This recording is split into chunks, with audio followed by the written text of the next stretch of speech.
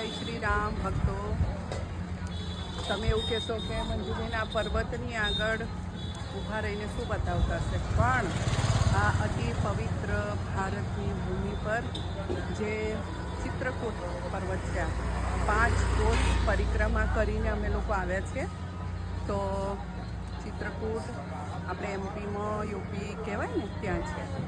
અને ભગવાન રામ વનવાસ એમને થયો ત્યારે અહીંયા સૌથી વધારે ટાઈમ એમને અહીંયા આગળ જ વિતાવ્યો છે. 13.5 વર્ષ, 13 વર્ષ 6 મહિના. તો ભગવાને અહીંયા વનવાસ કર્યો. ત્યાં મા શબરીનો આશ્રમ પણ છે. માતા સીતા જે ઝૂંપડીમાં રહેતા હતા એ તો નહીં પણ બનાવેલી છે એવું રીતે છે. તો અમે તો જોઈ અને ત્યાં ભગવાનના દર્શન કરીને આવ્યા છે.